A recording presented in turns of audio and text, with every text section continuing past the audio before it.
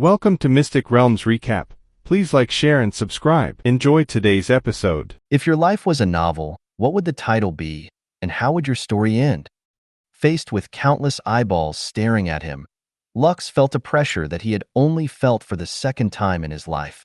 The first time he felt it was when he was facing off against Daniel and the illusionary image of a being that was even bigger than a planet. Clearly, whoever was asking him this question was an existence that was just as powerful as the one that he had faced back in the abyss. Perhaps, getting a bit impatient that its question wasn't answered, the pressure Lux felt doubled, making him almost fall from the sky. However, as if expecting something like that to happen, the air under his feet solidified, serving as a foothold for him to stand on. The half-elf knew that if he didn't give an answer soon, the being pressuring him might just accidentally crush him and end his life for the second time. T10, Lux said through gritted teeth. 10 girlfriends who really love me. An awkward silence permeated the surroundings before all the eyeballs that were looking at him suddenly grew mouths and started giggling. Their creepy giggles grated the half-elf's ears, as if he was hearing someone clawing a blackboard, only this time. This sound was multiplied countless times. After enduring for a few minutes, the giggling of the eyeballs stopped. Clearly, they were amused by Lux's answer, prompting them to ask another question. Do you want to go back to Solais? I do. Lux answered in a heartbeat. He wanted to go back so badly because he was worried about his family, lovers, friends, and acquaintances. His guild chat wasn't working, and he also couldn't summon any of his named creatures to his side. He was also unable to teleport directly to his guild headquarters, reminding him of the time that he was in the abyss. There is a fairy tale in this world called Cinderella. I want you to show me something that has a strong connection to this story. Until you do, you will not be able to escape this place. You don't need to find me, for if you meet this condition, I will personally send you back to your world. Fail, and you can live your life in this world. This is my mercy. Suddenly, Lux blanked out and fell unconscious. The countless golden eyes disappeared one by one, as if they never existed in the first place. Lux felt something wet touching his skin, making him feel something akin to déjà vu. When he opened his eyes, he found the French bulldog, Peanut, licking his cheek in an attempt to wake him up. He slowly propped himself up to a sitting position, holding Peanut at bay, before looking at his surroundings. A few seconds later, he recognized the room as the interior of Luna's apartment.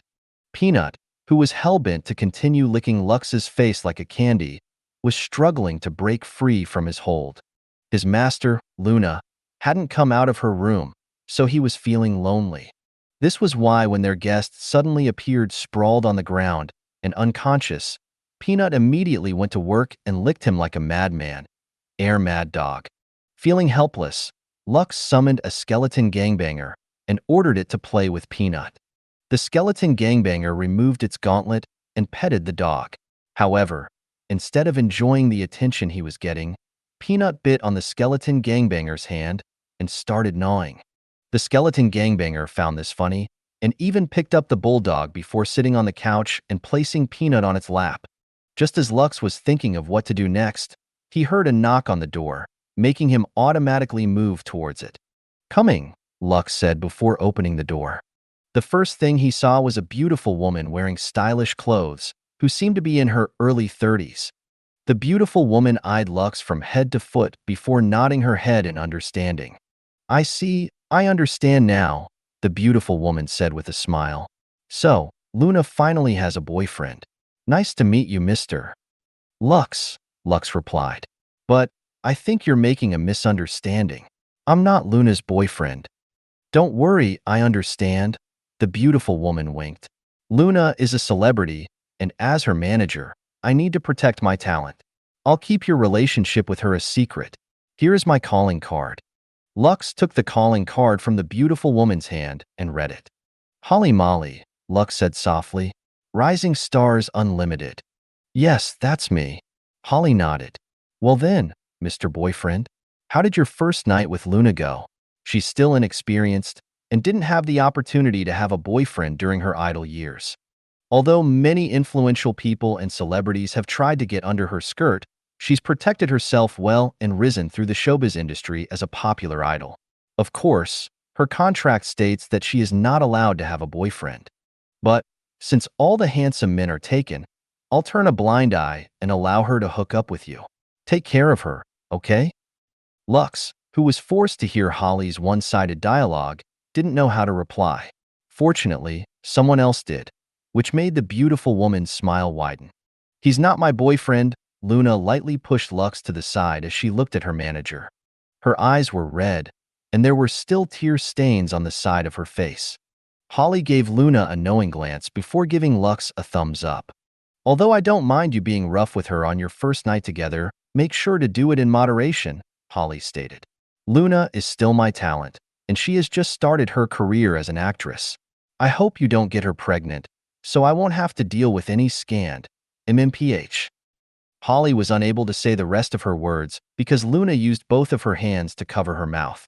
While this was happening, Lux unsummoned the skeleton gangbanger on the couch, making Peanut look around the apartment in search of his newfound friend. He's not my boyfriend. Don't worry, Luna. My lips are sealed. No, you don't understand, Holly. He is not my boyfriend. I don't care if you call him daddy, papa, darling, or husband, when it's just the two of you. I'm on your side, Luna. I won't let the paparazzi get wind of this. Why you?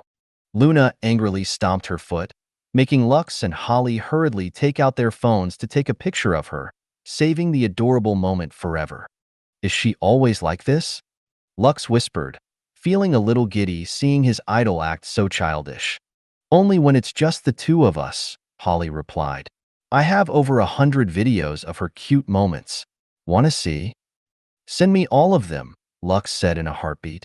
It will cost you an arm and leg. Holly smirked. Just one of these videos is enough for her fans to go wild. Lux flashed a devilish smile on his face as he took a handful of gems from his pocket and gave them all to Holly. A surprised expression briefly appeared on Holly's face before it was replaced by a business smile that would make a certain old bandit of Lant nod his head in approval. Pleasure doing business with you. Holly shamelessly took the gems and stuffed it inside her bag before shaking Lux's hands. I'll even send you her baby pictures as a freebie. Fufafu. You're good, Holly. Fufafu. I know, right?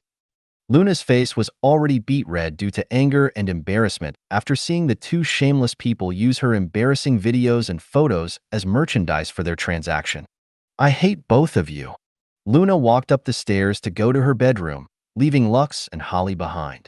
When she was certain that the young lady was really gone, Holly heaved a deep sigh before sitting on the couch. Peanut immediately jumped off the couch and hid under the table. Clearly, the French bulldog was afraid of Holly, making Lux arch an eyebrow. Let's talk, Lux. Holly changed her temperament to her business tone, making Lux understand that playtime was now over. The half-elf sat on a chair beside her and looked at Luna's manager with a solemn expression on his face. How did you meet Luna? Holly asked. Also, you're not from this world, right? You don't think I'm a cosplayer? Lux smiled. No, Holly replied. Your temperament is different from normal humans. I've met a few Hessians due to my line of works, and you're giving me the same vibe as them. This only means one thing. You are one of those otherworlders, right? Otherworlders, Lux muttered. Sounds about right. Are you from Hestia? No, I came from a different world, and I'm trying to find my way back home. Holly stared at Lux for a few seconds before nodding her head. You're telling the truth. I am an elite in the world of showbiz, and I can easily tell if someone is lying or not. So, I'm guessing that you found yourself in this world, and for some reason, the person who found you is Luna, correct? Lux nodded. You're right. You didn't touch my Luna, right? Holly asked. I don't want her to get hurt. It took her a few years to get over her sister's death, but I know that she is just keeping that memory in the deepest corner of her heart. If you hurt her in any way, I'll use all my connections to make you pay. Lux could tell that the beautiful woman was genuinely concerned about Luna's well-being, so his impression of her went up by a notch. Worry not, I have no intention of hurting her, Lux stated. After I find a way to get back home, I'll leave right away. I can even leave this apartment to give you some peace of mind." "No." Holly shook her head. "Don't leave." I don't know what happened, but for the first time in her career, she asked for a week-long leave. Even when she was suffering, she didn't take a break from work and did her job as professionally as possible. Since she asked for leave without giving me any specifics, it means that she isn't in the right state of mind to do her work. I can tell that she trusts you, so stay with her and make sure that she doesn't do anything reckless, okay? Don't worry. If there comes a time when the two of you are unable to hold back and do the deed, I'll turn a blind eye to it. Just make sure you don't get her pregnant. There is a saying in the showbiz world that goes along the lines of, "A career in showbiz is like a distance run. You have to have patience and pace yourself." Holly smiled bitterly as she looked down on her hands, which were resting on her lap. Luna has been running a full sprint after her sister, Aina, died. Perhaps it is her way of trying to forget the sad things in her life by immersing herself with work. She has been working hard for so many years, and her effort has now borne fruit. But just as she was about to reap her just rewards, she came to a full stop. The role that she has always wanted has landed on her head, but due to her current state of mind, I'm afraid I will have to cancel the project. Holly then took out her phone and was about to call the producer of the show when Lux held her wrist, stopping her from making the call. "Don't do it," Lux stated. "Give me until tomorrow. I will convince her to go ahead with the project." "Luna can be stubborn, you know?" Holly said. "I'm afraid that a day is not enough for her to bounce out of her current mood." "A day might not be enough," Lux agreed. "But as long as she doesn't reject the project, she will recover eventually." Holly closed her eyes and pondered a bit. "I understand. The producer of this project is from Hestia, and she has very high and strict standards. She also doesn't like to wait, and I can only delay the proposal until tomorrow. If you fail to convince Luna to sign the contract by tomorrow, I will be forced to look for someone else to take her place. At the end of the day, this is business, Lux. Stars need to stay up in the sky so that people can look up to them. Those who give up or lose their way become falling stars. I hope that you can prevent that from happening. I'm not a fairy godmother, you know? I can't wave a wand and make all endings happy endings." Lux's body stiffened after hearing Holly's words. But he managed to regain his composure after a few seconds and nodded his head. "Don't worry, Holly," Lux said with a determined look on his face. "Although I can't guarantee it, I'll work hard to at least get a good ending." Holly looked at the half-elf and smiled. She then took something from her bag and placed it in Lux's hand. After doing so, she stood up and whispered something in his ears. "Do it in moderation, Mr. Prince Charming," Holly whispered. "Consider this as my gift." After saying those words, she left the door without turning back. The corner of Lux's lips twitched as he looked at the gift that Holly had given him before leaving. It was a pack of condoms, and they were the transparent and extra-thin version too. Lux was so lost in thought that he didn't notice that Luna had descended the stairs again. The young lady then snuck up behind the half-elf and took a peek at what he was holding in his hand. Her face immediately reddened after realizing what it was. As if waiting for that moment, the half-elf broke out of his daze and finally noticed the young lady standing behind him. "Holly gave this to me," Lux said with a sincere look on his face. "She said that I should do it in moderation." Luna looked at Lux and the pack of condoms in his hand before she reached out to grab it. She then walked towards the stairs and went back to her room, leaving the half-elf behind, whose jeans were now being pulled on by the French bulldog, who wanted to play with him. The sound of explosions reverberated in the surroundings as a battle between calamity-ranked monsters raged across the territories that were under the protection of the stronghold of Noria. Lillian, who had come to protect Leaf Town, had joined the fray and made sure to push her opponents as far away from the town as possible. However, due to the sheer number of enemies, some were able to get past her defenses and attacked the beginner town that held a special place in Lux's heart. 2 Empyrean-ranked monsters and a dozen dreadnoughts sneakily slipped past Lillian, taking a detour while she was busy dealing with 3 Calamity-ranked monsters at the same time. There were hundreds of Deimos-ranked monsters that had done the same, spreading to the nearby villages. The two Empyrean-ranked monsters, alongside their cronies, headed to Leaf Town.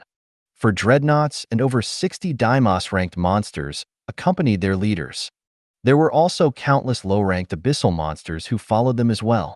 This force was enough to easily destroy a city in the kingdom of Guelevin that wasn't protected by a saint. The only saving grace was that Leaf Town was protected by a barrier.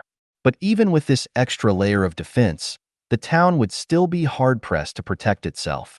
The Calamity-ranked monsters that Lux had stationed there were also fighting with other Calamity-ranked monsters. Similar to Lillian, they had brought their opponents away from the town to ensure that it wouldn't be affected by a battle that could easily change the topography of the land.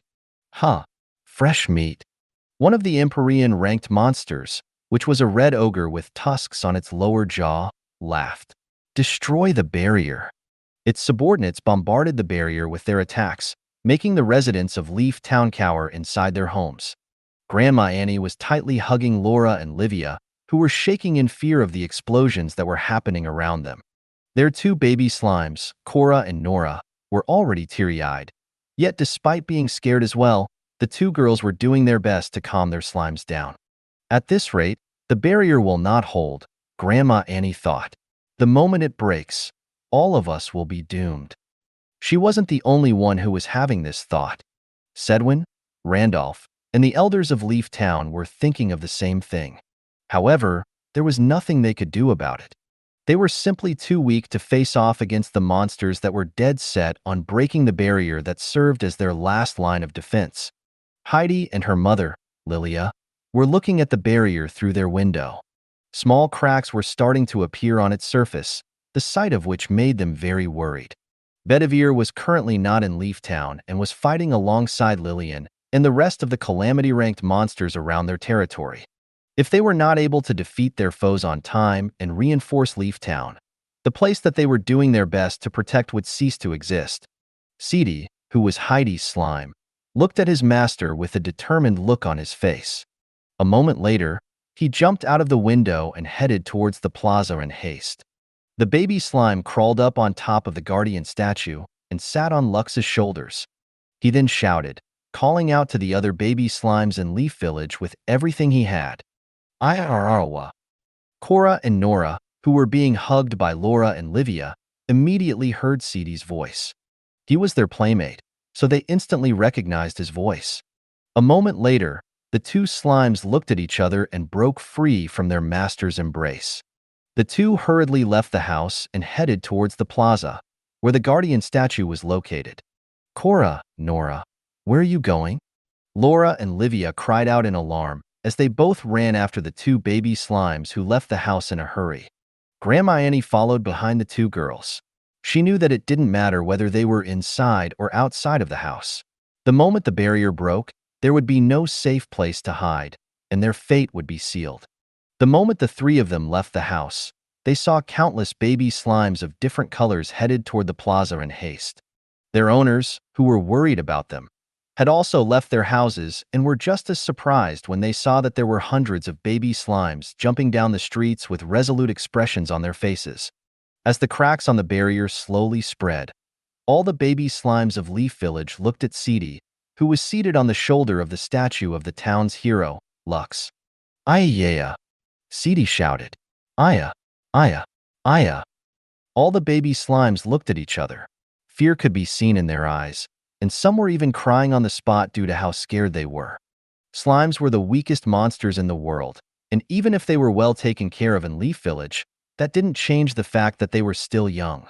The oppression from the more powerful monsters who were attacking the village naturally made them feel very fearful. Sidi understood what they were feeling because he was feeling the same. His eyes were also moist, but he was doing his best to encourage everyone to do the only thing they could do for the place that they now called home. Iararwea! Sidi shouted before summoning a blast bomb. He then threw the blast bomb toward one of the low-ranked monsters that were attacking the barrier above his head. The blast bomb went through the barrier and hit the rank 5 monster in the face. The rank 5 monster roared in anger and glared at the baby slime that had attacked it. Sidi roared back and threw another blast bomb, hitting the monster again in the face, making the latter cry out in pain. Seeing this scene, All the baby slimes started to summon their own blast bombs as well. They then began throwing the bombs towards the monsters, with some of them not even aiming at anything. Some of the baby slimes were crying tears as they threw their blast bombs, while some were like Seedy, fighting their fear as they fought with everything they had. Soon, thousands of blast bombs were exploding left and right, making the lower-ranked abyssal monsters back away due to the accumulating damage that they were receiving from the baby slimes who decided to fight back. Seeing this scene, the people of Leaf Village felt ashamed of themselves. Some of them treated the baby slimes as pets, others treated them as friends, while others treated them as family members. But no matter what relationship they shared with them, all of them felt bitter because the weakest members of their community were actually the ones who were fighting on their behalf. Fireball! Grandma Annie shouted as she hurled a fireball toward one of the low-ranked monsters, obliterating it completely. Soon, more people joined, until almost everyone who could fight in Leaf Town joined the bombardment. Since their baby slimes were fighting with everything they had, they would fight alongside them as well. Suddenly, Aiko's statue, which was perched on top of her papa's head, glowed brightly. The blast bombs that the baby slimes were throwing left and right stopped midair and fused together. At first, the baby slimes were confused about why this was happening. However, something was telling them to continue throwing bombs in the air. After a brief pause, they resumed throwing their blast bombs, which all merged with the other blast bombs that were floating midair. Half a minute later, a blast bomb that was as big as a basketball ball glowed in a dangerous light. This was the compressed blast bombs of all the baby slimes in Leaf Town, and it flew towards the two Empyrean-ranked monsters at the back of the abyssal formation. Looking at the blast bomb in disdain, the Red Ogre used his wooden club to strike it. It would soon realize that it had made the biggest mistake in its life. The moment his wooden club hit the concentrated blast bomb, a nuclear-level explosion erupted, obliterating all the abyssal monsters within a mile-long radius. A beam of light shot out from the guardian statue, reinforcing the barrier that was protecting Leaf Town. Even though everyone outside was burned to a crisp, the barrier held firm, protecting Leaf Town from the raging inferno and shockwave that had spread across the land. This made some of the defenders, as well as the abyssal monsters they were fighting, look in the direction of Leaf Town with surprised looks on their faces. Dark smoke rose up toward the sky, forming a gigantic mushroom shape that could be seen for miles on end. From within that smoke, a blue barrier glowed faintly, making Lillian breathe a sigh of relief. However, her relief didn't last long because the three calamity-ranked monsters she was fighting against broke out of their daze and resumed their attack on her, pushing her back. Useless fools. A mantis-like monster clicked his tongue as its gaze swept through the battlefield. I thought that I wouldn't need to lift a finger, but it seems that we have underestimated the denizens of this world. This mantis-like monster was actually a demigod who had the ability to camouflage itself by melding with its surroundings. Before the purple portal closed, it was able to arrive in Solais safely. Due to its passive ability of seamlessly melding with its surroundings, so long as it wasn't active, Lillian failed to notice its presence. But even if she did, it was a monster far more powerful than her, making the matchup very disadvantageous for her. She was already fighting against three calamity-ranked monsters, and she was using everything in her arsenal to stand toe-to-toe with them. Even the wicked Queen Slime would be helpless if the mantis attacked her as well. Fortunately, the mantis didn't join the other abyssal monsters in their battle. Instead, it headed toward Leaf Village, curious to know where the explosion had come from. It was certain that even if it was met with the same attack, he would be able to tank it with the strong exoskeleton that was protecting its body. After getting close to the Leaf Town, it heard the cheering of the people inside it, making it look at them in contempt.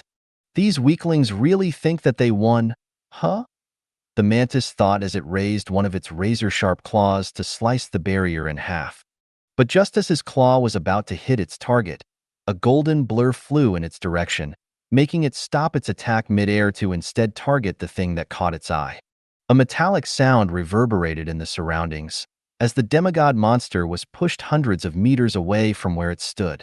The demigod couldn't help but be surprised, not expecting that there was someone in the village who could match its might. The golden anchor flew back to Leaf Town and hovered in front of its master. A small hand grabbed its handle with ease, making all the baby slimes, as well as the dwarves of Leaf Village, look in her direction. Aya. Sidi looked at their fairy princess with teary eyes. All the other baby slimes were feeling the same thing as him, but instead of crying, all of them jumped in happiness and called out her name. Big Sis. Aiko. Big Sis. Aiko. A devilish smile appeared on Aiko's face as her little brothers and sisters called out her name. The baby slime thought of every baby slime in Leaf Town, as well as the baby slimes in the guild headquarters, as her brothers and sisters. Since her family members were being bullied, she couldn't possibly watch and let it happen. She had just finished clearing all the abyssal monsters who had attacked the Fin Kingdom. With her mission completed, she immediately went to Leaf Town upon hearing the call of the baby slimes living there. With a devilish smile on her face, Aiko flew toward the mantis-like demigod monster, with her weapon firmly held in her grasp. Right now, she was only at the Empyrean stage, and her opponent was 2 levels above her. But Aiko wasn't worried. She was wielding a pillar of eternity, and even though her rank was lower than her opponent's, she was confident that she would be able to defend herself from its attacks. Foolish girl! The mantis roared as it opened its wing to fly toward Aiko with its claws ready to strike. Aiko blocked the strike and was blown away by the impact. Even so, she was unharmed. She then summoned her clones to join her in battle. These 5 clones summoned 5 Empyrean-ranked thunder slimes who immediately opened their mouths, releasing a rumbling sound of thunder. The mantis was confident with its defense, but it had underestimated the thunder slime's attacks. Their attacks could pass through any defense because they were using sound waves instead of magical or physical attacks. 842. Aiko then raised her golden anchor, summoning 3 water dragons that were dozens of meters long. These dragons flew towards the mantis and tackled it with a vengeance. The demigod's body turned black, and its eyes turned crimson as it entered its battle mode. With a single swipe of its claws, a water dragon was split in half. It exploded into a shower of water, drenching the mantis body. It did the same to the other water dragons, destroying them without much effort on its part. It was one of the deadliest demigod abyssal nobles in the abyss, so its power was stronger than other abyssal creatures of the same rank. After killing the water dragons, the black mantis flapped its wings and turned into a blur. Aiko used the golden anchor like a shield in front of her body, just in time to block the black mantis attack. The force was so strong that the fairy princess was pushed back for hundreds of meters. Seeing this, the Empyrean thunder slimes once again unleashed their bombardment, making the demigod roar in anger. It was as if its body was being hit by invisible cannons, rattling its internal organs. Understanding that the thunder slimes had the means to injure him, it once again turned to a blur and went for the kill. Just as it was about to kill the nearest thunder slime, its target's body expanded like a balloon.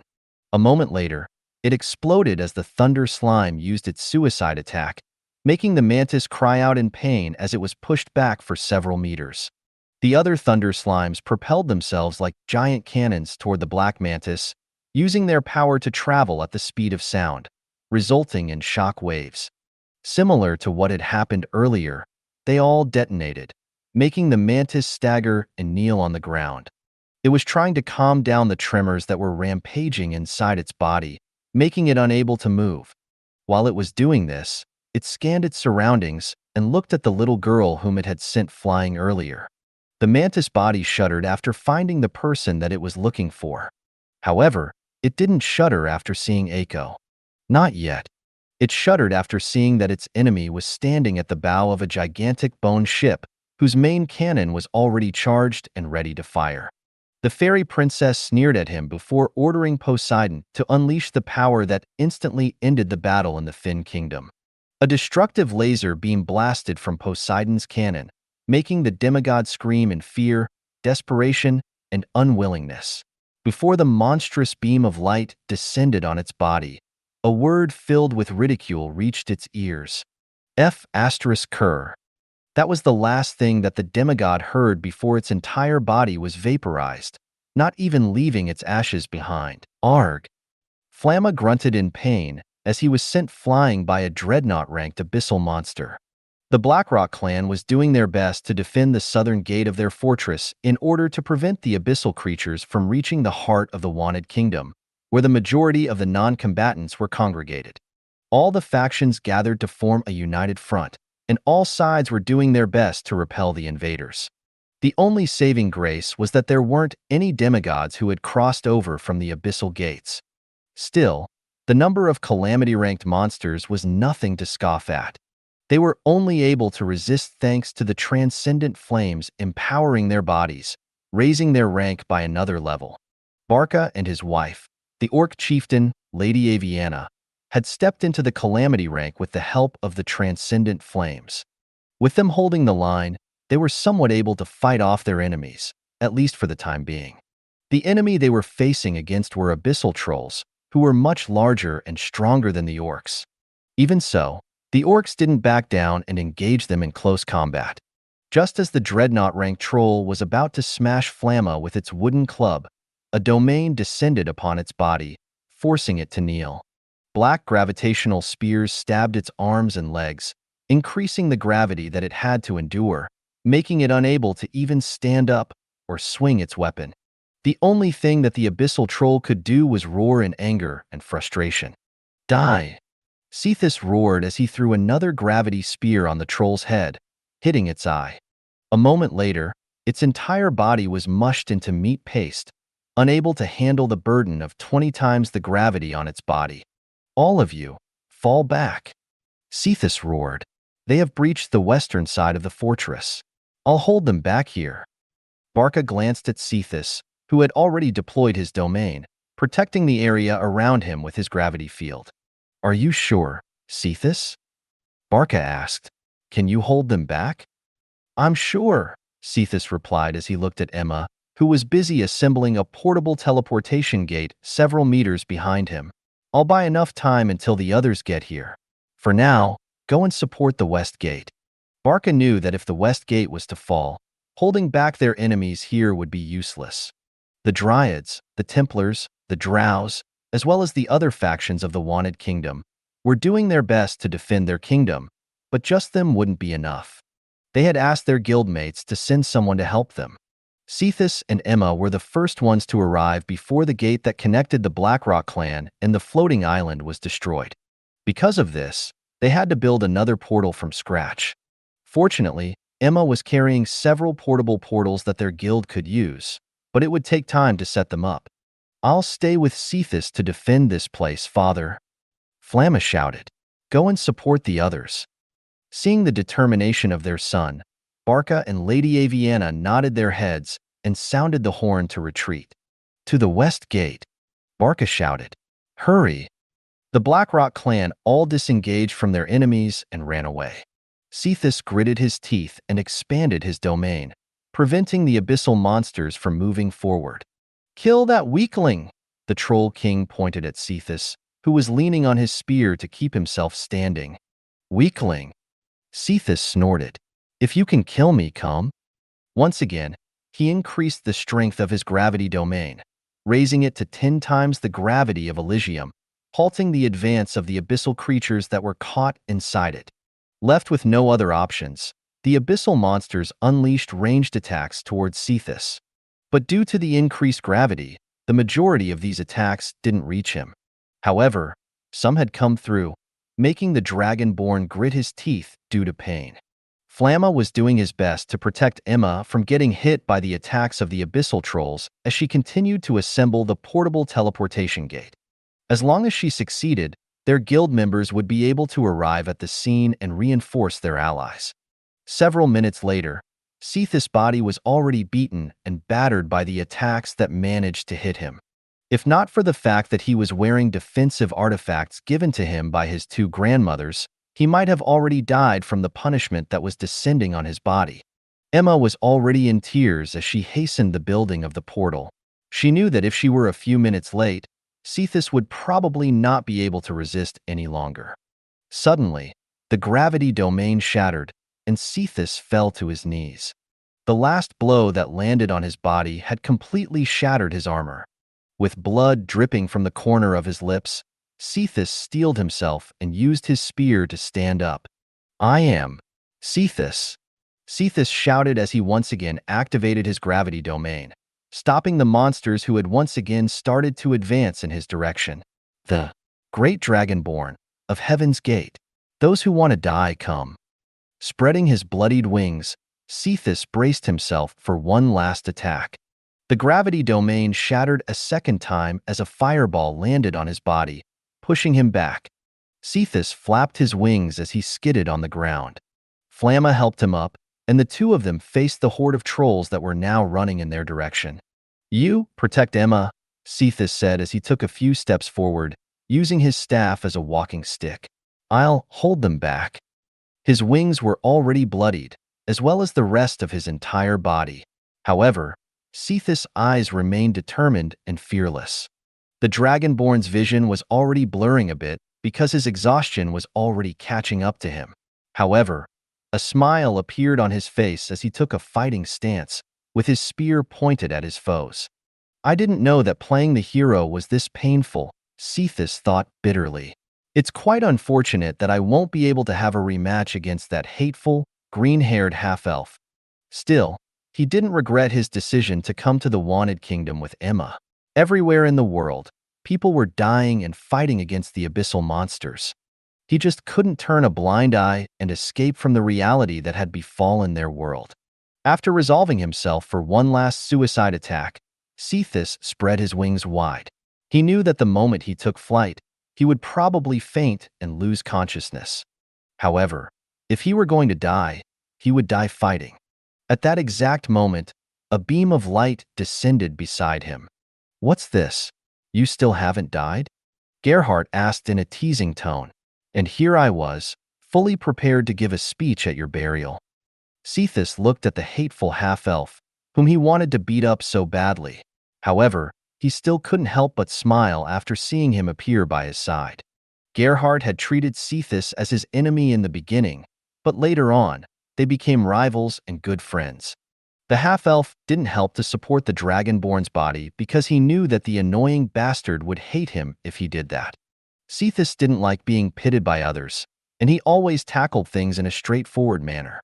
The Dragonborn was someone who bullied the weak and feared the strong. However, during the battles in the early stages of the abyssal invasion, he was always at the front lines, fighting alongside everyone. Soon, more beams of light descended behind Cephas, numbering in the thousands. Garrett, Cadmus, Bedivere, Zagan, All Might, and the rest of the members of Heaven's Gate appeared behind him. The trolls, who saw countless warriors suddenly appear out of nowhere, faltered a bit due to the sheer power that they were emanating.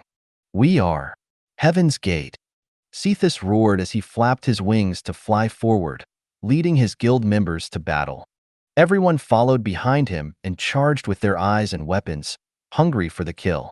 Halfway through his charge, Cephas crashed down on the ground and rolled a few times before coming to a complete stop. He had already lost consciousness due to the severity of his injuries, as well as the exhaustion of his mind, body, and spirit. Even so, a smile could be seen on his face as his guildmates ran past him to engage their enemies that had come from the abyss. The Dragonborn knew with utmost certainty that the legacy of his guild was finally about to begin. A beautiful elf slowly walked across the battlefield, not caring about her dress being further stained by the blood of her enemies. The giant skeleton queen behind her had just finished killing a demonic demigod, whose body crashed several meters away from her master. Walking beside Hirswith was a beautiful blonde boy with blue eyes, carrying a staff. He looked like an angel, but his heart was of the devil. This was one of his terrifying traits, and only those who knew of his true identity would be able to see through his innocent charms. His gaze was enough to make the abyssal creatures in front of him feel sleepy and unable to fight properly. Because of this, they were mercilessly killed by the elven defenders, who were protecting the High Elven Kingdom of Aspor Frieden. A black coffin materialized beside the fallen demonic demigod and devoured it. A moment later, it disappeared and reappeared somewhere else on the battlefield to devour another demigod, who had also died in Hirswith's hands. The blond boy chuckled when he saw Blackfire's antics. His laughter echoed across the battlefield, making the movement of the abyssal monsters sluggish, lowering their effectiveness in battle. This angelic boy was none other than one of the 7 stars of Calamity, J.C. Jatir. He was a peak Calamity-ranked monster. However, once he unsealed his divinity, he would step into the demigod rank in a heartbeat. J.C. Jatir was more of a support-type character, but this was what made him very scary. Anyone below the demigod rank was helpless against him. His mere presence on the battlefield would already weaken his foes, making them unable to fight at their peak potential. If he looked at them or even laughed, they would feel drowsy, with some of them instantly falling asleep due to his powerful ability. Hirswith reaped the lives of her enemies as if she were merely cutting grass. Her skeleton queen killed alongside her, quickly decimating the abyssal forces that appeared in their territory. The high elves of this world are much stronger compared to the last time we invaded. One of the demigods, who had decided to distance himself from Hirswith, thought, "This is bad. I need to escape or else I'll die alongside these fools." After realizing that there was no hope of winning, the demigod retreated in haste, not even sparing a glance behind him. Their target was the World Tree. Once it was destroyed, the land around it would slowly wither and die. Not only that, the entirety of the elven race in Elysium would also lose their longevity and die like ordinary humans. Their strength would also decrease. In the long run, the death of the World Tree would also affect the rest of the world. This was why the abyssal creatures were targeting it specifically. Unfortunately, the elven defenders now had Hirswith. With her around, as well as her skeleton queen and J.C. Jatir, it would take a sizable force before they could break past their defenses. The battle is almost over, Hirswith thought as she scanned her surroundings. Some demigods escaped, but that's fine. We can just hunt them down later. She wasn't too worried about the demigods who had left the rest of their brethren behind. Although they were strong, she was confident that she would be able to track them eventually and hunt them down.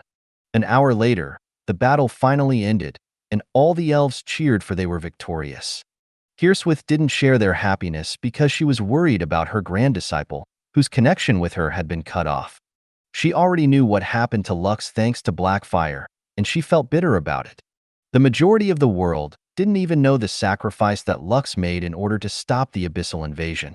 The worst part was that, with the exception of the Supremes, demigods, and a few other people, almost everyone in both Solais and Elysium had forgotten him. Hirswith heaved a deep and long sigh before scanning her surroundings. Blackfire was still picking through the corpses of the fallen abyssal monsters. The black coffin was checking whether it had missed some useful pawns that it could store inside its body. Somewhere in the middle regions of Elysium, the founder and the sovereign of the divine army stood side by side, as they and their subordinates started a one-sided massacre. Maeve was also there fighting alongside them, and her arrows of destruction rained down on her enemies, obliterating those who were unlucky enough to get hit by her attack. Their apostle project was a resounding success, and all the 4 demigods who had appeared in their territories had been killed by the pseudo-supremes that they had created. At the moment, they were only cleaning up the calamity-ranked monsters that were still alive on the battlefield. Both knew that the abyssal invasion had been prematurely stopped by someone or something. The number of abyssal creatures was far less than they had expected, allowing them to eliminate the invaders in a systematic manner. The majority of the abyssal creatures didn't have a strategy. They just attacked their opponents in swarms and fought a battle of attrition. Unfortunately for them, the Divine Army had created a perfect strategy to counter their swarm tactics. A single pseudo-supreme was enough to wipe a countless number of abyssal monsters, rendering their swarm tactics useless. The Divine Army had prepared long and hard for this invasion, and the number of pseudo-supremes under their command amounted to nearly 2,000. Over 200 of these apostles died in this invasion by sacrificing their lives for the greater cause. In the end, the founder and the sovereign both agreed that their losses were minimal, and their operation was a success. However, they also understood that their battlefield was just one of the many battlefields that were happening over the entire world. They couldn't celebrate just yet. We will lose almost all of our apostles if we help the other kingdoms and empires, but we still have to do it, the founder stated. Maeve, return to the headquarters and hasten the creation of the apostles. We will need as many as we can in order to rid our world of this menace. The oracle nodded her head in understanding. She then used a special artifact that would instantly teleport her to their underground headquarters. Although there were many who succeeded in winning their battles, there were other places that had lost entirely. Several kingdoms and empires had been razed to the ground, with their citizens either killed or eaten by the abyssal monsters that invaded their land. These same people had pleaded to the gods for salvation, and yet no one was able to hear their pleas. The only two surviving gods in Elysium and Solais were currently resting in order to recover the powers that they had lost in their fight against the outer god. But even if they were awake, they simply didn't have the power to help them. The only thing they could do was watch helplessly as the people of both Solais and Elysium fought the invaders who planned to kill and destroy everything in their sights. Battles were happening all over the world, and no one knew when they would all end. It took a lot of effort, but Lux succeeded in convincing Luna to not miss the opportunity that was presented to her. After being an idol for many years, Luna had decided to try her hand at becoming an actress, which her manager, Holly, was very enthusiastic about. Because of this, the latter used her connections to pull strings that would allow Luna to join the crew of a big project, which was deemed to be the next box office hit. On the day of the interview, Lux accompanied her to make sure that she wouldn't get cold feet and run away. Fortunately, she didn't have any intention of doing that. However, there was still a problem. Even if she didn't run away, she still had to gain the approval of the producer, who was funding the movie entitled Cantarella. When Lux saw the title, he wondered if this was a wordplay for a certain fairy tale, but after doing a bit of research, he found out that Cantarella was apparently a poison used to kill a pope in the past. It was a poison that left no trace behind. However, whether this was real or not, no one really knew. The only certain thing was that the name of the poison existed until today. You made us wait for a day, Miss Luna, a woman, who seemed to be in her late 30s, said in a calm manner. Usually, it's me making people wait and not the other way around. This is a first, and I have to admit, it doesn't sit well with me. I'm sorry, Miss Claudia, Luna apologized. It will not happen again. As it should, Claudia replied, but that still doesn't make me feel any better. Tell me one good reason why I shouldn't replace you and have another lady take your role. Because I believe that I am perfect for the role of Mary Beth, Luna replied in a heartbeat. Her face was calm, and yet, a fierce glint of determination could be seen in her eyes. Oh, the corner of Claudia's lips curled up into a smirk. You think you are perfect for the role? I wonder where this confidence of yours is coming from. Claudia then glanced at the man who was standing near the door behind Luna. The latter was wearing a hood that covered his head and a face mask that covered half of his face. The only thing that Claudia could see was his eyes, and from them, the producer felt as if a lightning bolt had struck her body. Who is this person? Claudia asked with interest. Your bodyguard? Why, yes, Luna replied. Something like that. Well, it was true that Lux was technically her bodyguard for today since the half-elf wanted to make sure that she wouldn't run away from the interview. Claudia eyed Lux from head to foot. Now that she was focusing more on the other person inside the room, she could feel charisma oozing out of his body. Despite the fact that she couldn't see his face, she felt almost certain that the person was good-looking. Based on her years of experience, this was how good-looking people carried themselves. Show me your face, Claudia ordered. If I like what I see, I might consider letting Luna keep her role. If not, then she will need to find a new project to join. Hearing her statement made Lux frown. However, since he didn't want to be the reason why Luna lost her role in the movie, he agreed to show his face to Claudia. The reason why he had covered his face from the start was because he was too handsome. This was what Luna told him, which made him chuckle. However, ever since Lux had confessed that Aina, who was Luna's sister and had been reincarnated in Solais, was his lover, she decided to prevent him from womanizing on Earth and ordered him to cover his face. This was her way of protecting her sister's interest and ensuring that Aina's lover didn't cheat on her. Although it was a bit silly, Lux agreed to her demand. Since he didn't come to Earth to chase the skirt of girls, he thought that it wouldn't be bad to listen to his sister-in-law, who was only thinking about Aina's well-being. The moment Claudia saw Lux's face, she immediately stood from her seat and approached him. She then circled around the red-headed teenager and viewed him from different angles. "This will work," Claudia muttered. "This will definitely work." A few minutes later, the producer took out her phone and made a call. "Francesca, you no longer need to look for the male lead," Claudia stated. "I found him. Tell the cast to prepare for filming. We will start in 4 days." The producer then patted Lux's shoulder with a smile. "Congratulations, you not only saved Luna's role, but you also got yourself a job," Claudia smiled. "What's your name?" Lux blinked once then twice, as he looked at the mature beauty in front of him. He was only there to help Luna land her role, but in the end, he also got cast to be part of the movie. And the surprising part was that he got the male lead. "Lux," Lux replied after a minute had passed. "Lux." Claudia smiled. "A good name. Perfect for stardom. Are you one of Holly's talents?" "No," Lux answered. "A free agent? Then you should sign yourself a contract with Holly. Since you are good friends with Luna, I won't try to poach you. But you better do your best to act properly. Her career depended on it, okay?" Lux didn't know that he was being swept by the flow, but in the end, he had no choice but to nod his head for Luna's sake. "Great." Claudia clapped her hand once. "Now, meet me in the venue in 4 days. Holly will fill you up with the details. I'm a busy person, so see you later, Lux." The mature beauty even gave Lux a wink before leaving the room. When he was certain that she was truly gone, he looked at Luna, who was looking back at him with a look of disbelief in her eyes. "What just happened?" Lux asked. "You happened," Luna replied before shaking her head helplessly. "I'm pretty sure that before this day is over, Holly will be smiling ear to ear once she learns about this development." Luna was right. When Holly heard that Lux would become the male lead, she not only smiled from ear to ear but also laughed as well.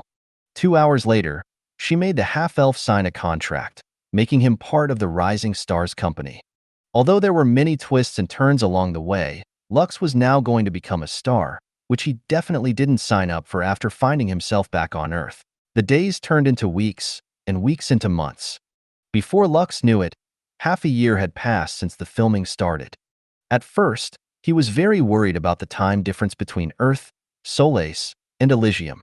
He believed that after he spent a few months on Earth, several years would have already passed in Solais and Elysium. Fortunately, on the day that he signed the contract, dozens of those glowing golden eyeballs appeared inside his room. "As long as you entertain me, and I am satisfied with your performance, you don't have to worry about the difference in time dilation. So make sure to do your best or else." Although Lux was still in doubt, he had no choice but to believe the being's words. Since he could not go back on his own anyway, he decided to stay and help Luna make her first movie a success. Lux wasn't an actor. However, his dedication to help Luna realize her dream made him work very hard. In the end, after a few awkward shoots and a lot of guidance, he gradually improved until his acting became nearly perfect. Claudia told him that he was born for the role he was portraying, and Lux had to agree that she was certainly right about it. The role he was playing was a necromancer. The movie Cantarella revolved around the female lead, who was played by Luna, being forced to kill the male lead due to the order of an evil witch who took her royal family hostage. Lux was a prince of a kingdom who was actively hunting the evil witch. Wanting to protect herself, the witch used the beautiful princess to make the prince fall for her and give her the poison that would end his life. The half-elf was indeed perfect for the job. The male lead was a necromancer just like him, and he was also supposed to be a half-elf. According to the director, they were trying to get a person named William to play the role, but he was too busy as of late, so they could only look for someone to be his replacement. Francesca, who was the director of the movie, told Lux that he wasn't acting ruthless enough for the role he was portraying. A necromancer should be cold, dark, handsome, and oozing with masculinity. Because of this, Lux was forced to tap into the darkest experiences he had in Solais and Elysium, allowing the director and the cast to see his ruthless side. What made Francesca extremely happy was that during the battle scenes, She didn't have to bother looking for extras because Lux was able to find talented people to play as undead monsters, whom she praised for looking and acting their part perfectly. She even shook hands with a Doom Knight gangbanger and praised him for his acting, making the latter scratch his head in embarrassment. If only Francesca knew that she was actually talking to and praising a real undead monster, she might have fainted then and there. After spending 6 months together as the male and female lead, it was impossible for Luna to not get close to Lux. At first, she stuck close to him in order to ensure that the half-elf wouldn't cheat on her sister. But the more he knew about him, the more she understood why Aina had fallen in love with him when she was still alive on Earth. "Tomorrow will be the last day of filming," Francesca declared. "I saved the best scene for last. It will be a royal party, and Lux will come to dance with Luna before the clock strikes 12. The moment the bell chimes, you will run away into the garden and disappear. That will be the last scene that we will shoot, and the movie will finally come to an end. Before anything else, I would like to thank the two of you for doing an exceptional job. Working with you guys has reignited my passion for directing movies. I am very lucky to have both of you in my cast." "Thank you, director," Luna replied with a smile. "It is also an honor working with you. I've learned a lot of things, and I'll treasure these memories for the rest of my life." Francesca nodded her head in satisfaction before shifting her gaze to Lux, whose face had suddenly become pale. "What's wrong?" Francesca asked as she looked at the handsome half-elf, who seemed to have seen a ghost. Nothing," Lux replied. "I'm just a bit exhausted with today's shooting. I promise that I'll be fine when morning comes, director." "Well, if you say so," Francesca smiled and patted Lux's shoulder. "Rest well. I'm counting on you to shoot the final scene perfectly, Mr. Prince Charming." After saying those words, Francesca went to talk to the other crew members and thank them for doing a great job. Lux excused himself from the set and headed back to his room. His face was still pale, and Luna, who noticed it, felt worried about him. As soon as he arrived inside his room, the half-elf locked the door before sitting lifelessly on his bed. He stared at the space in front of him for a while before sighing. 33 hours, 25 minutes, and 14 seconds. The moment Francesca said that tomorrow would be the last day of filming, the half-elf heard a notification inside his head, and rows of texts suddenly appeared in front of him. It took him a moment to realize that the notification he got was actually a countdown timer. If this were in the past, he would have been thrilled to see such a development, but now, he just felt empty inside.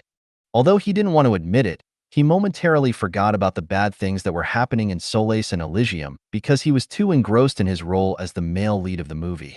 The anxiety and worries that he had locked up inside his heart rose to the surface all at once, making him feel very guilty. Guilty for actually enjoying his time acting with Luna, and guilty for forgetting his mission to save Solais. When this reality hit him, Lux felt suffocated as if someone was strangling his neck. He covered his face with both hands as he tried to stabilize his wildly beating heart. Lux knew that he had no choice on the matter, and yet, he couldn't help but blame himself for having fun while everyone else was suffering back in Solais and Elysium. Because of this, he didn't notice the door of his room was open. He also didn't notice that someone had already approached and was only a step away from him.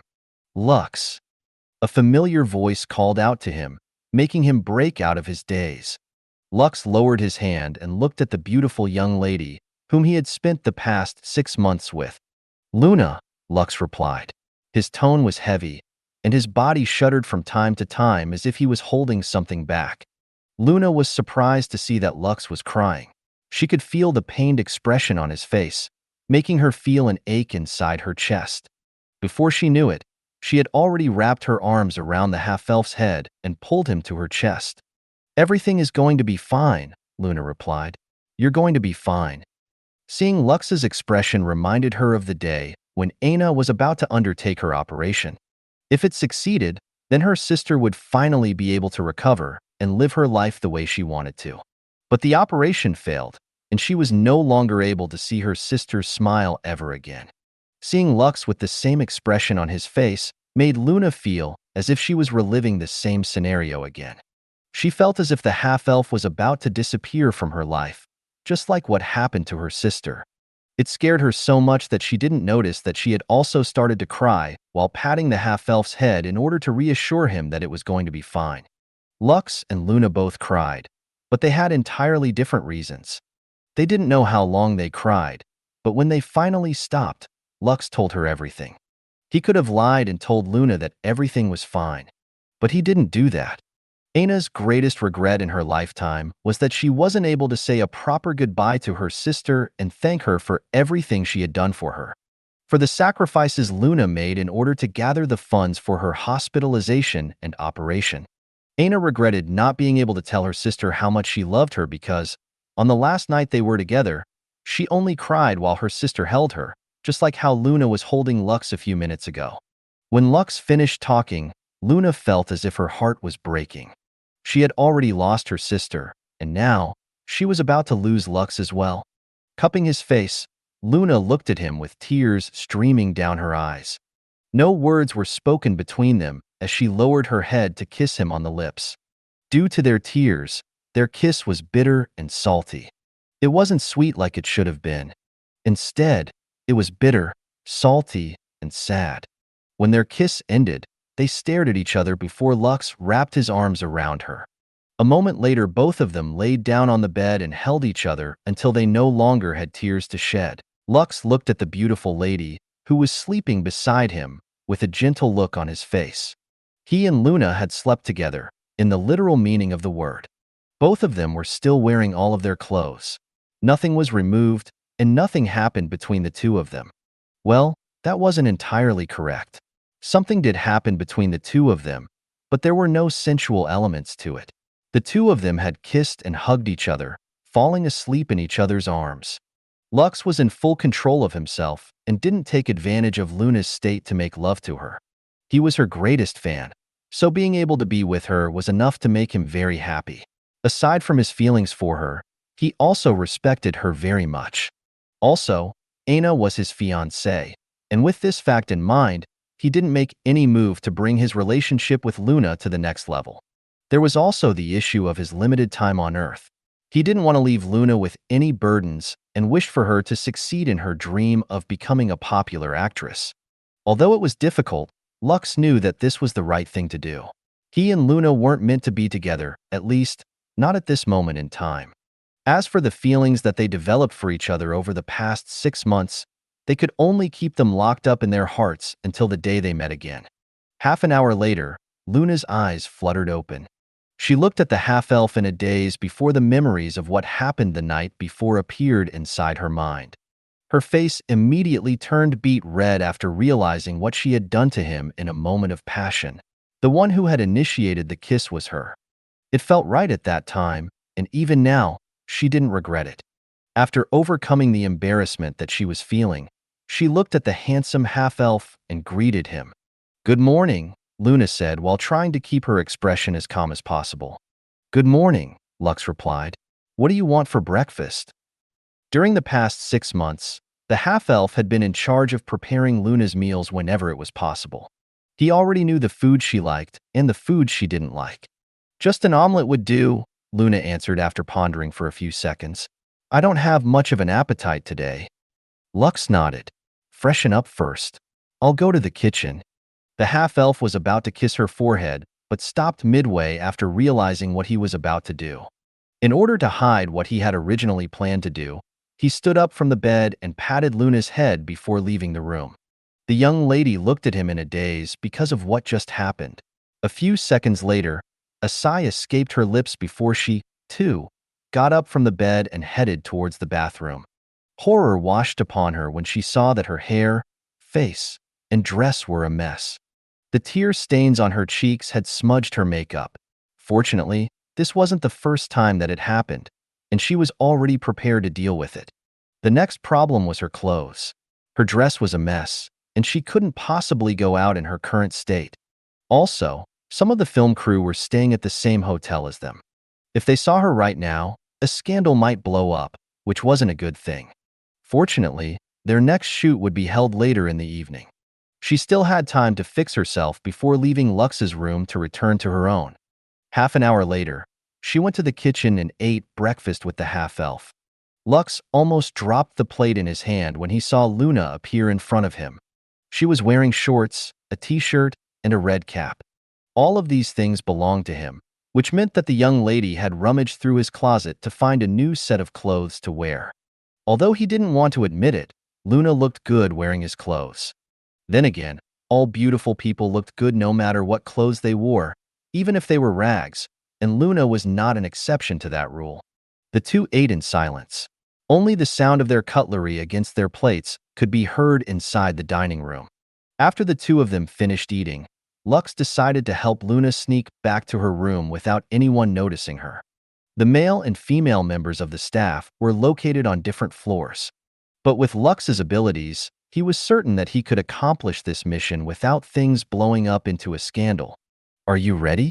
Lux asked. "Yes," Luna replied with a determined look on her face. Holding her hand, Lux opened the door and looked at the hallways to check if there was anyone around. Fortunately, the coast was clear, so he led Luna toward the fire exit.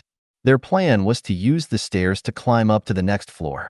Their plan proceeded well, but when they reached the 16th floor, where Luna and the other female artists were staying, they found a few people loitering in the hallway and chatting with each other. Holly was even discussing with Francesca about a few things about the movie with an excited look on her face. This was still fine, but the problem was that they were walking toward Luna's room. The half-elf had a feeling that they planned to see if she was already awake and wanted to discuss a few things with her. Left with no choice, Lux racked his brain to come up with a plan. Suddenly, a thought appeared inside his head. "This can work," Lux mused as he eyed the lights surrounding the hallway. With a snap of his finger, all the lights went off, and a dark tide swept across the hallway, making everyone unable to see anything around them. Visibility had dropped to 0, which the half-elf used to his advantage. "Trust me and just hold my hand," Lux whispered to Luna's ears. A moment later, both of them ran through the hallway. Since Lux was able to see through the darkness that he had created, he was able to bypass the people who had lost sight of their surroundings. Suddenly, a flash of light appeared in his vision as Holly took out her phone and used its flashlight. Fortunately, Lux had already anticipated this to happen, so he and Luna transformed into shadows and snuck past the manager, arriving in front of her room. With a quick tap of Luna's room card, the door lock opened and they entered the room without a problem. Breathing a sigh of relief, Lux then smiled at Luna, who was still breathing hard due to the exhilaration that she had felt. She already knew that Lux was a necromancer and was capable of using magic.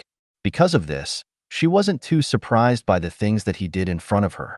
"I'll be off now," Lux said. "Wait, you can't go to the hallway," Luna stated. "Everyone will see you." Lux smiled and poked Luna's nose with his finger.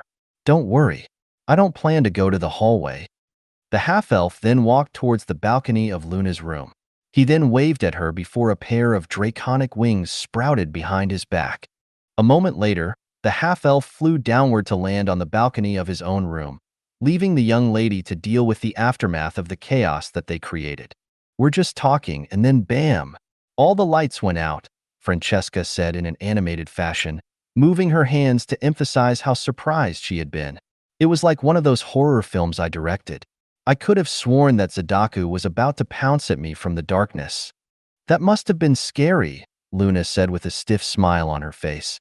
She had changed into her pajamas to make it seem like she had just woken up from her sleep.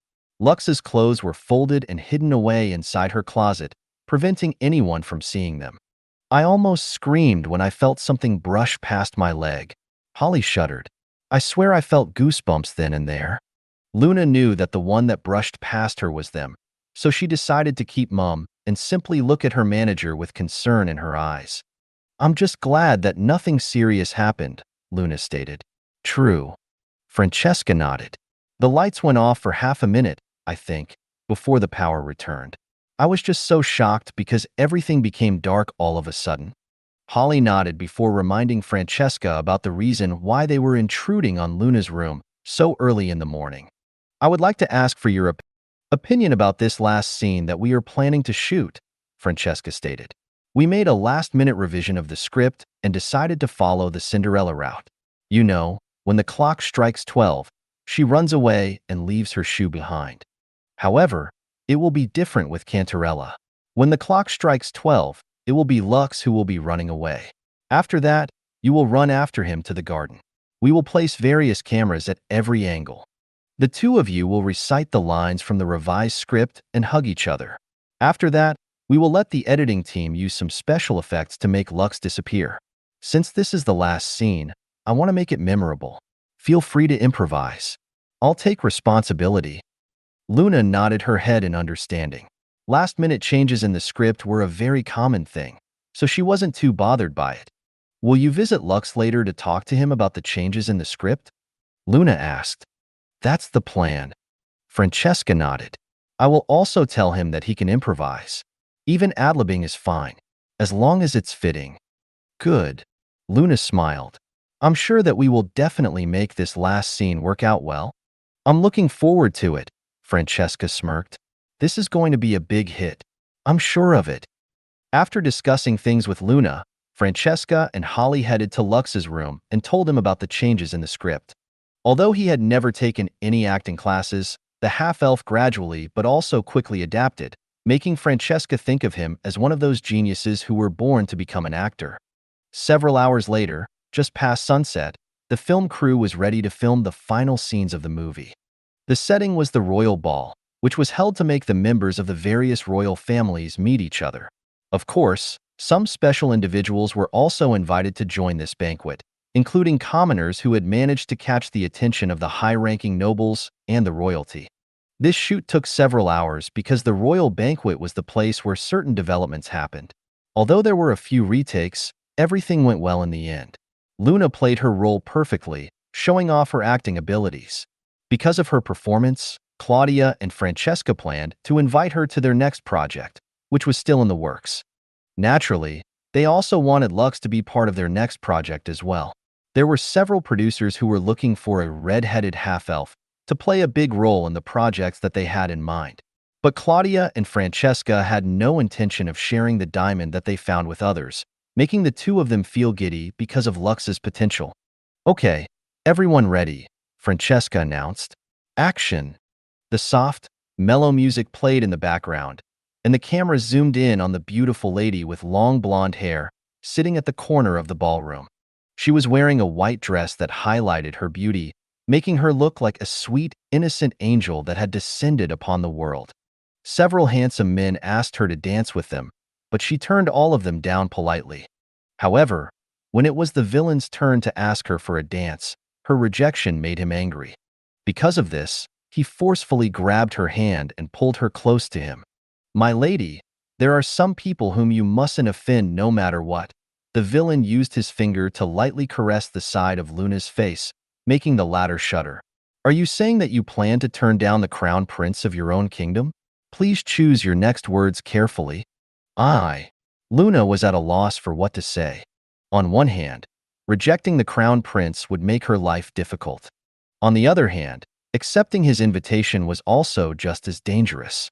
If she decided to dance with the crown prince, she would become the target of the princesses from the neighboring kingdoms who had come to the ball to catch the crown prince's attention. Left with no choice, she was about to nod her head and accept the prince's proposal when, suddenly, someone grabbed hold of the crown prince's wrist, stopping him from pulling Luna to the dance floor. I'm sorry, but I already reserved her last dance. A powerful and charismatic voice reverberated inside the ballroom as Lux made his appearance. Please, let go of my lady's hand or else.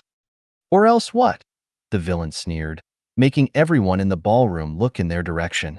Clearly, they wanted to see the outcome of the battle between the two handsome princes from the two most powerful kingdoms on the continent. Lux casually took off his right glove and threw it at the crown prince's chest. I heard that you're a genius swordsman, Lux said with a devilish smile on his face. Care to prove it in front of everyone? The villain snorted. If you want everyone to watch your shameful performance, then I shall oblige and accept your duel. Good. Lux nodded.